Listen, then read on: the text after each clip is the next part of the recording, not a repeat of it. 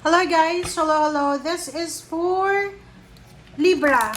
Okay Libra, welcome dito sa aking channel, Kapalaran 888. Welcome. Alamin natin Libra kung anong messages, vibration, gabay, energy para sa inyong lahat.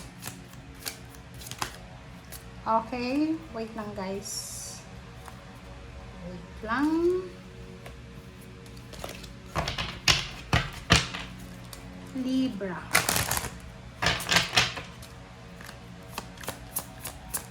Ano ang message sa'yo ng baraha?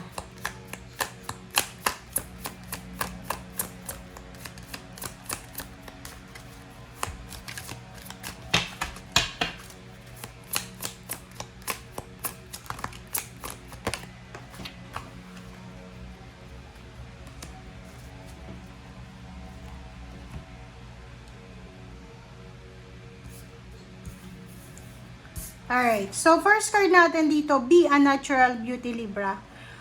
Libra, babae ka ba or lalaki, mahilig ka sa mga beauty products, be careful sa kung ano yung nilalagay natin sa katawan, iniinom, bisyo. Yung barang to, nagsasabi sa atin na kailangan nating maging committed sa self-love. Kailangan mong unahin ang sarili mo. Okay lang na maging maganda tayo kung babae ka. But you need to be careful. Dapat healthy lang. Hindi toxin yung nilalagay mo sa katawan mo. Okay? Like kung nagtitake ka ng mga vitamins or kung ano pa man yan, na pampaputi, pampaganda, you need to be careful. Bisyo naman, alak, sigarilyo, bawal, kung ano pa man na bawal, iwasan mo siya sa taong ito. Okay, next card is choose love. Eto Libra, sinasabi ng baraha sa atin na kung may mga pagdaanan ka sa taong ito ng struggles, conflict, parang feeling mo hindi na nagiging maayos yung takbo ng buhay emotional mo, manatili tayong positibo and magpatawad tayo, okay? And we need to choose love. Sa relationship, mag-asawa, boyfriend, girlfriend, pamilya, magkakapatid, magulang, pag hindi kayo magkaintindihan sa taong ito, mas piliin nyo pa rin yung pagmamahal sa bawat isa. Kasi life is short and hindi ka naman siguro unlimited na mabubuhay dito sa mundo. So, you need to forgive yourself, forgive others, and choose love. Accept yourself.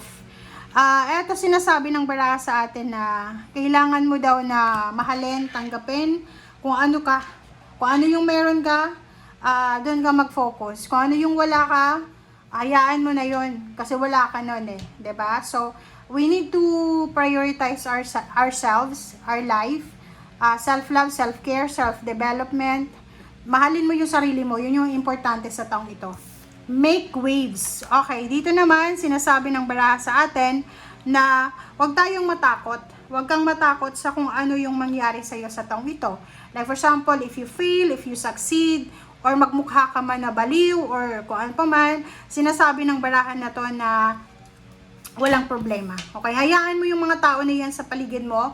May mga judgmental na tao, may mga taong i-chismis ka, pag-usapan ka, hayaan mo lang sila. Okay? Alright, so let's check. Second deck tayo. Alright.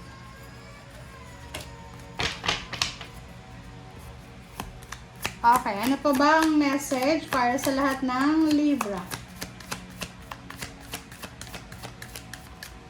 Okay, so number 6, moving on. So may mga issue tayo sa buhay. Meron tayong mga issue, mga past experiences na kailangan nating i-let go. May mga bagay-bagay tayo na kailangan nating i-prioritize sa ngayon.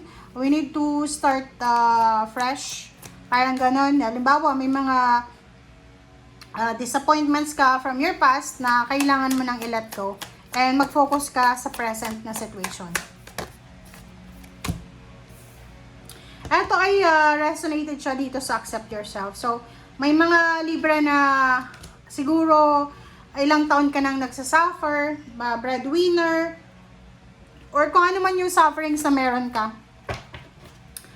Sinasabi ng baraha sa'yo Libra na lahat ng sufferings mo, lahat ng sacrifices mo, this year makukuha mo yung triumphant success, yung result, yung victory and success. So, sinasabi ng baraha sa'yo dito na lahat ng pagpapasensya mo, lahat ng pagtsatsaga, lahat ng sakripisyo, ay may kapalit yan na tagumpay na pwedeng makuha mo sa taong ito. Wow!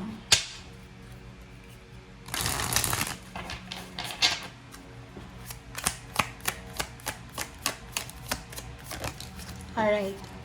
So, wait. Okay.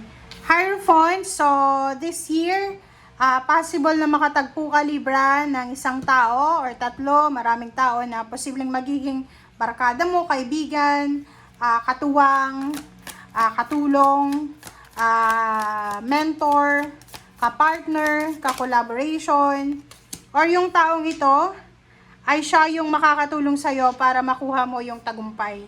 Ang mga taong yan ay sila yung makakatulong sa'yo para makaangat ka sa buhay. Okay. Relationship, sinasabi ng barahan na may mga Libra na posibleng magkakaroon ng bagong relationship, bagong kaibigan, or this one is talagang literal na relationship. Pwedeng makatagpo ka ng bagong magpapakilig sa'yo, ng tao na magmamahal talaga sa'yo. Alright, so, the Tower and the Hermit. So, sinasabi ng baraha sa'yo dito na kung single ka, Libra, okay lang na mag-entertain ka ng bagong love life. Pero kung ikaw ay may asawa, you need to be careful kasi pwede kang makarma and pwedeng masira yung pamilya mo. Hermit, sinasabi ng baraha na this year, as a Libra ka kasi, ang Libra kasi is justice siya. Okay, justice. So, talagang hahanapin mo yung hustisya. So, this year, lahat daw ng mga plano mo sa buhay ay posibleng mangyari siya na mabilis na mangyayari. But you need to be careful. Kailangan mong pag-isipang mabuti. Diba? Hermit, bago tayo gumawa ng desisyon, bago tayo gumawa ng kung ano man na action, you need to think about it. Pray for it. May hinihintay ka this year. Or pwedeng may naghihintay sa'yo. It's either ikaw yung naghihintay or may naghihintay sa'yo. Titingnan natin. Sino ba yan? Okay. Pangingibang bansa. So, mayroon ditong Libra na posibleng pangarap mong makapunta ng ibang bansa. And this year, siguro hindi pa siya matutuloy kung nasa Pilipinas ka pa lang.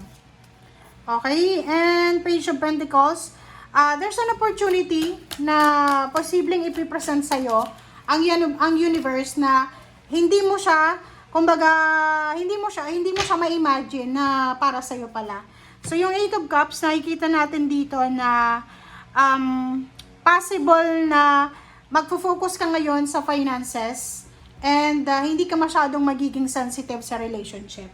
Yun yung energy mo this year. Okay? Thank you guys. Bye!